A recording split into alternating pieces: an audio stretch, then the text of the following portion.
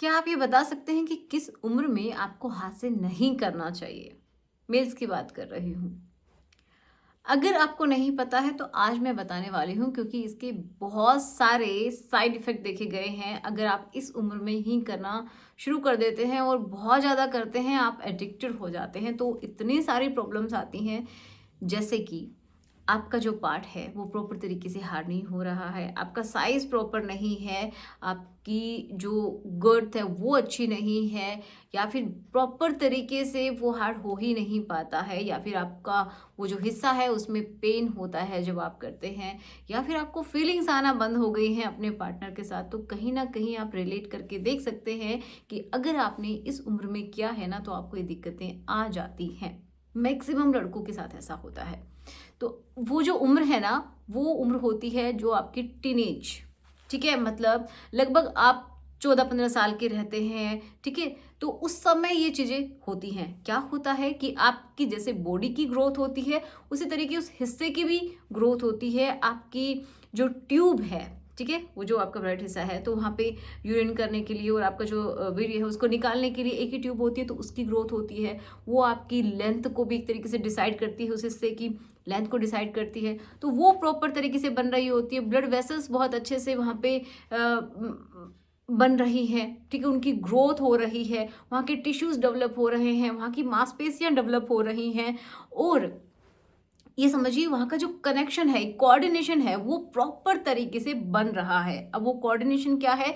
जैसे कि आपको मान लीजिए कोई भी स्टिमुलस मिलता है, ठीक है, कोई भी स्टिमुलस आपके पास आ रहा है, तो क्या होता है, वो ब्रेन काम करता है, वो सिग्नल्स भेजता है, एंड उस हिस्से में प्रॉपर तरीके से जो ब्लड है किसके थ्रू जा रहा है?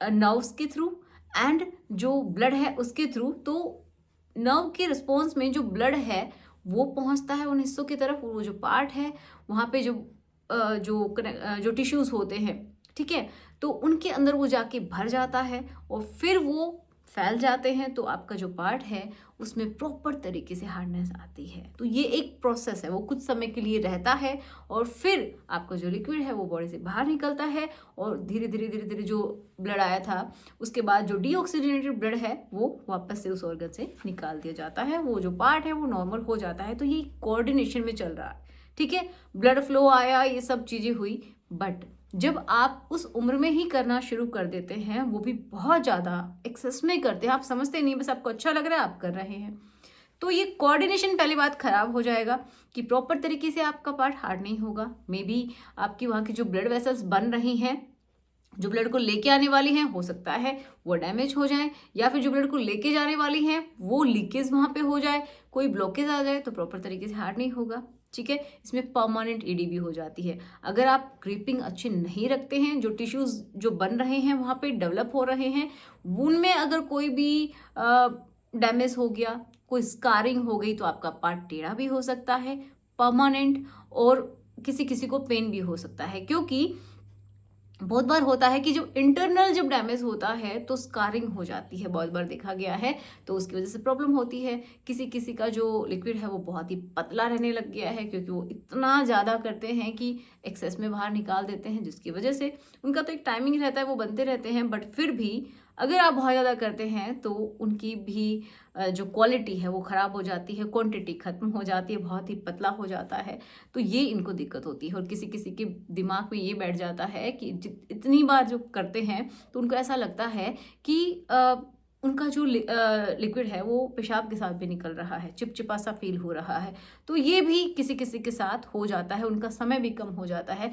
बहुत सारे लोगों को जब हाथ से करते हैं तो उनको पार्टनर के साथ फीलिंग नहीं आती है। ऐसी भी शिकायतें देखी गई हैं कि उनको जो उनकी पार्टनर उसके साथ अच्छा ही नहीं लगता, बस उसको हाथ के साथ ही अच्छा लगता है, क्योंकि उनको आदत हो गई है। वो किस तरीके की ग्रिपिंग रखते हैं और एक नेचुरल जो रास्ता बनाया गया है तो उसमें फ़र्क तो मिलेगा। तो कैसे आपको फीलिंग्स आएंगी? तो ये सारी चीज़ें आपको शुरुआत में हो सकता है समझ में ना आए, लेकिन बाद में बहुत सारी प्रॉब्लम्स देती हैं।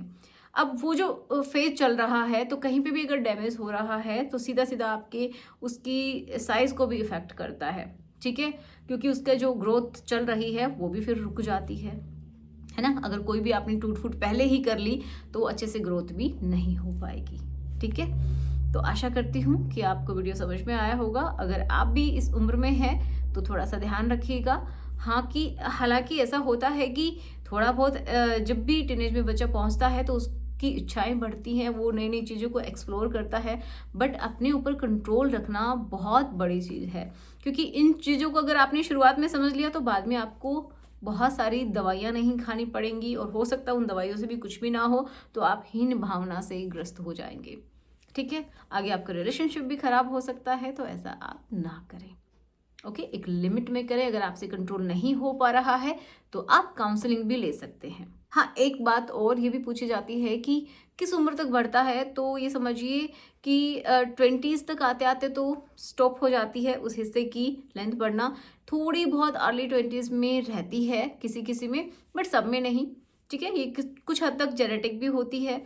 तो ये समझिए कि उसके बाद उसका जो साइज है वो तो नहीं बढ़ता है। ठीक है, टीनेज में स्पेशली ग्रोथ का सबसे ज़्यादा समय रहता है, सबसे गोल्डन टाइम रहता है कि उसको अच्छे से ग्रोथ करनी है उस हिस्से को उस समय में। बट अगर आप कुछ गलतियां करते हैं तो फिर वो उसकी ग्रोथ भी रुक जाती है, या फिर किसी प्रॉब्लम की वजह से रुक जाती है।